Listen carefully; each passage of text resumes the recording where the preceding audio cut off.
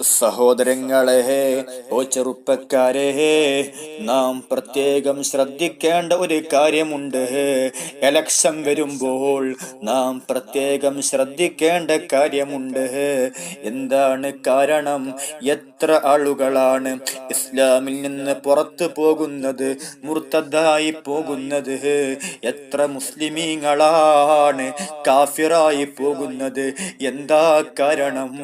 അതേ, എലക്ഷൻ വന്നുകൊണ്ട് എലക്ഷൻ കഴിയുമ്പോൾ, റിസൾട്ട് വരുമ്പോൾ, വിജയമുണ്ടാകുമ്പോൾ അങ്ങാടിയിലൂടെ ആഹ്ലാദത്തോട് കൂടെ തുള്ളിച്ചാടുന്നു.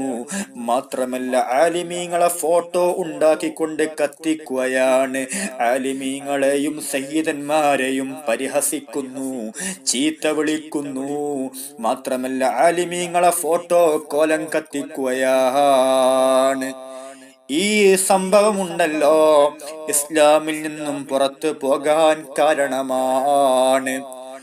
ഒരു മുസ്ലിമിനെ അവഹേളിച്ചുകൊണ്ട്, പരിഹസിച്ചുകൊണ്ട് കോലം കത്തിച്ചാൽ ഇസ്ലാമിൽ നിന്നും പുറത്തു പോകുന്നതാണ്. അതുകൊണ്ട് തന്നെ ചെറുപ്പക്കാരെ, സഹോദരങ്ങളെ, ഒരു ആലിമീങ്ങളെയും കുറ്റം പറയണ്ട, ഒരു സയ്യിദിനെയും കുറ്റം പറയണ്ട. ഒരാള് ഫോട്ടോയും അതേ കോലമുണ്ടാക്കി കത്തിക്കാൻ പാടില്ല. ഒരാളെയും നീ അവഹേളിക്കാൻ പാടില്ല. ലതബ്തബൻ അഹദൻ ഫളലൻ അനിൽ ഉലമാ വലൗ ബിസഹബിൽ ലിമാ ഫി ലഹമിഹിം ദുഅഫുഹു. നീ ഒരാളെയും ഗീബത്ത് പറയണ്ട, ഒരാളെയും നീ പരദൂഷണം പറയണ്ട. പ്രത്യേകിച്ച് പണ്ഡിതന്മാരെ പറ്റി തീരെ ഗീബത്ത് പറയണ്ട. അത് മറന്നിട്ടാണെങ്കിലും ശരി, ഒരു ആലിമിനെയും നീ കുറ്റം പറയണ്ട, ഗീബത്ത് പറയണ്ട. എന്താ കാരണം? ലിമാ ഫീ ലഹമിഹിം ദുഅഫു, അവരെ മാംസത്തിൽ വിഷമാണ്. ഇന്നൽ ദുആഫ മതാ മാ കുൻത തഅകുലുഹു വലൗ ബിജഹ്ലിൻ ജറാ ഫീ നഫ്സിക തലഫു. അതേ, വിഷമുണ്ടല്ലോ, വല്ലപ്പോഴും നീ വിഷം ഭക്ഷിച്ചാൽ, അത് അറിവില്ലാതെയാണെങ്കിലും നീ വിഷം ഭക്ഷിച്ചാൽ നിന്റെ ആരോഗ്യത്തിന്, നിന്റെ ശരീരത്തിന് നാശം വരുത്തുന്നതാണ്.